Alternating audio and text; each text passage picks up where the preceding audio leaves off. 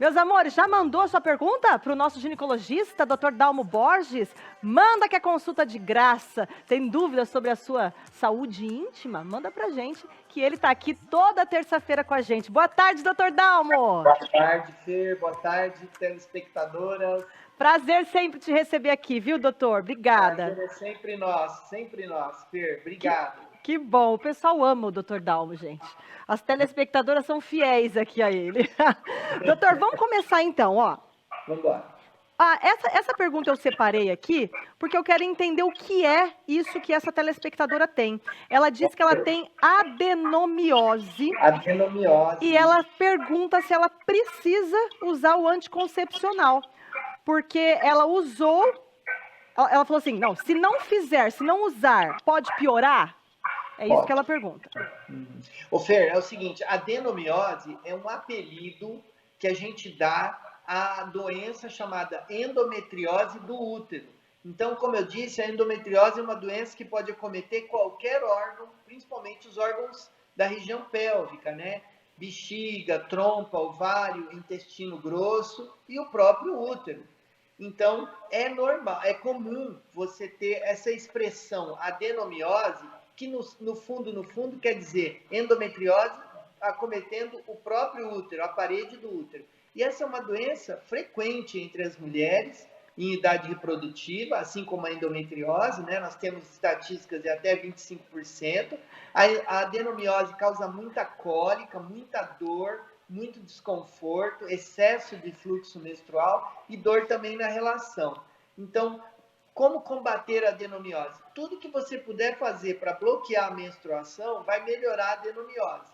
Então, ela deve tratar, a pergunta é, devo tratar? Sim. Por quê? Porque se não tratar vai piorar? Exatamente. Pode chegar ao ponto até de precisar tirar o útero, fazer uma cirurgia, mas hoje nós temos vários tratamentos clínicos com melhora importante. Por exemplo, o uso do DIU, né? O uso do DIU medicado com levonorgestrel, o anticoncepcional, o uso contínuo e os bloqueadores da menstruação, como o Dienogest e a gestrinona. Então, ela tem muitas opções de tratamento e ela não deve deixar de tratar.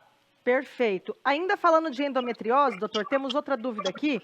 Ela fala assim, eu tenho e gostaria de saber se a endometriose engorda, porque eu não consigo emagrecer mesmo com uma alimentação saudável.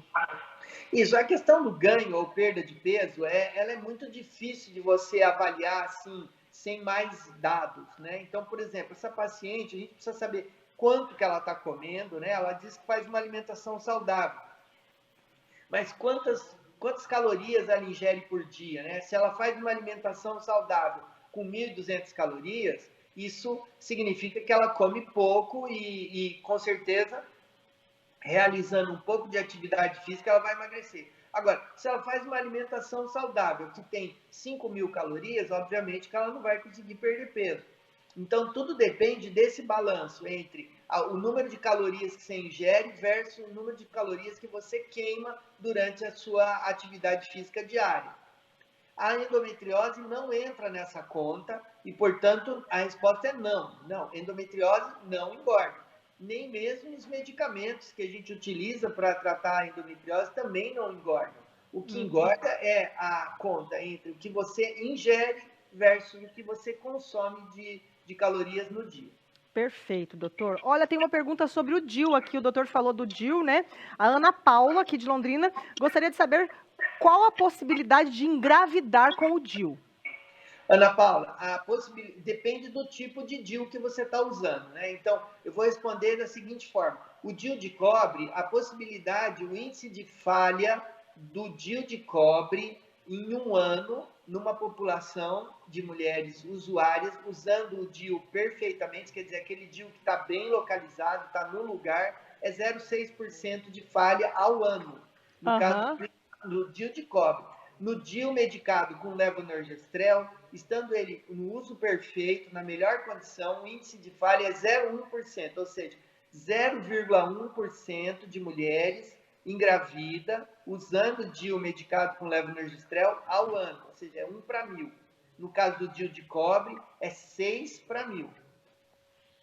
Agora, doutor, a Vanessa aqui de Londrina, ela pergunta o seguinte: parei de amamentar em janeiro e desde então desceu uma semana e depois não desceu mais. E engordei muito. Ela está desesperada aqui pedindo ajuda para o doutor Dalmo. Que bom. Obrigado, Vanessa, pela confiança, pela pergunta. Olha, a primeira coisa que você tem que fazer aí é afastar a possibilidade de uma nova gravidez, visto que você parou de amamentar e não está usando nenhum método contraceptivo, pelo que eu entendi da pergunta, né? E não está menstruando. Olha, se você não está menstruando, não está usando nenhum método, não está amamentando e está ganhando peso, primeira coisa, afastar a possibilidade de gravidez.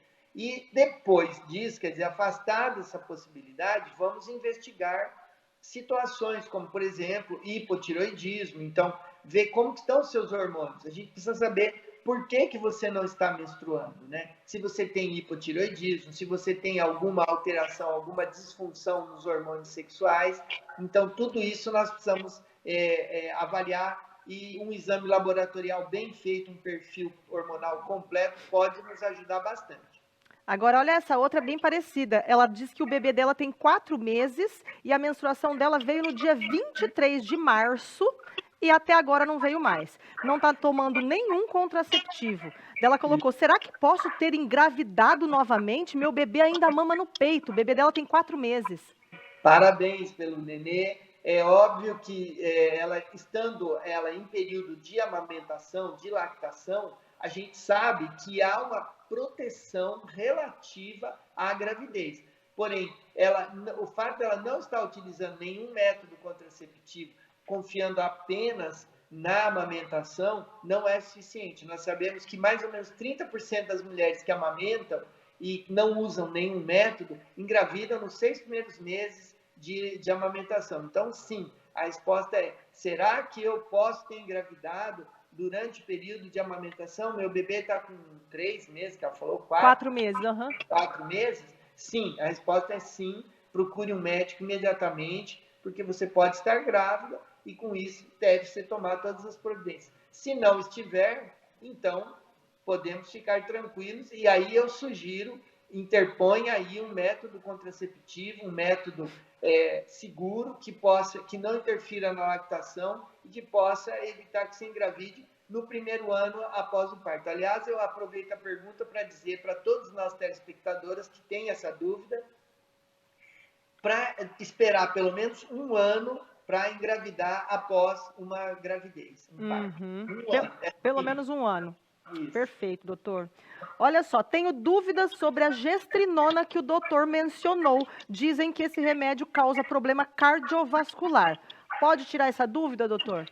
Claro que sim. Bom, primeiro é importante esclarecer que a gestrinona é uma medicação que não é nova, é uma medicação que foi lançada há mais de 30 anos por um laboratório francês, laboratório Roussel, foi lançada simultaneamente na França e no Brasil, né? E nunca houve nenhum relato, não há nenhuma relação direta entre o uso da gestrinona e qualquer fenômeno cardiovascular, né? Então é importante esclarecer para quem está nos ouvindo e usa a gestrinona ou pretende usar a gestrinona que, é claro, tem que ser usada com critérios, o médico é que vai avaliar quem pode e quem não pode utilizar, mas aquelas pacientes que estão utilizando, que foram selecionadas criteriosamente pelo ginecologista, podem ficar tranquilas que não há nenhum risco cardiovascular. Aliás, Fer, nós usamos já há muitos anos a gestrinona, né? E nós não tivemos, a gente está sempre em contato com as pacientes, o vascular também, eu tenho vários colegas da cirurgia vascular, angiologistas, cardiologistas, que estão sempre em contato conosco e não há nenhum relato, nem mesmo na literatura, de aumento.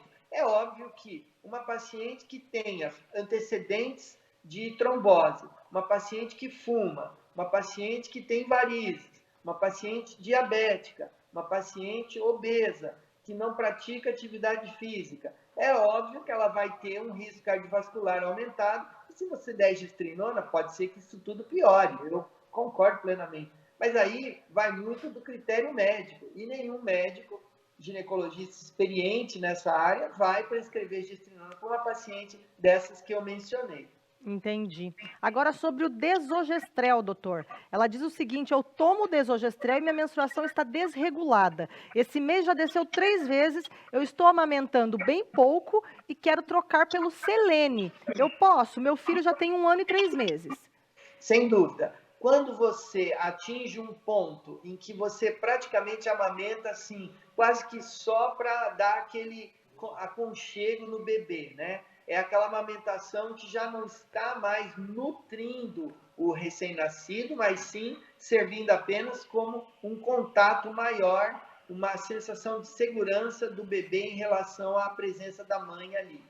Então, esse tipo de amamentação, você já pressupõe que o desogestrel 75 já não é mais a melhor opção. E é possível trocar. Então, ela pode trocar, sim, por um anticoncepcional. Lógico que deve consultar o ginecologista dela antes para fazer essa troca, mas é possível já fazer a troca e isso não vai interferir nessas pequenas mamadas que ainda o bebê de 1 ano e meio já está praticamente só como eu chamo, no aconchego da mãe ali.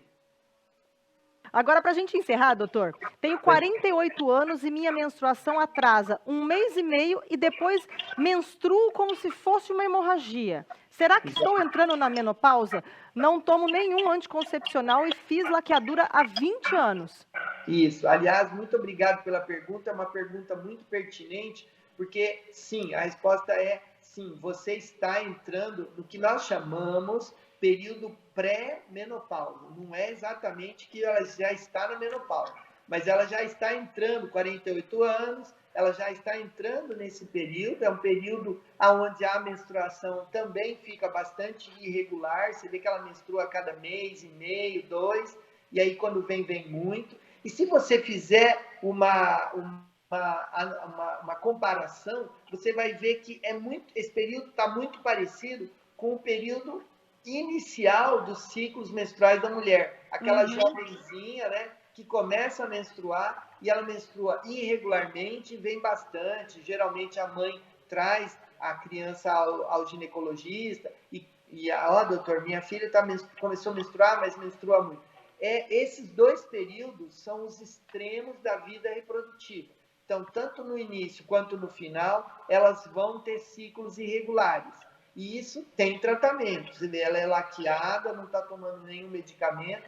Então, eu sugiro, até para que você regularize o ciclo dessa paciente e que possa, de fato, ter uma qualidade de vida melhor, eu sugiro sempre fazer o uso de medicação. Existem medicações reguladoras que não são anticoncepcionais, porque ela já é laqueada, né? Então, dá para fazer um tratamento legal sem a necessidade do uso de anticoncepcionais.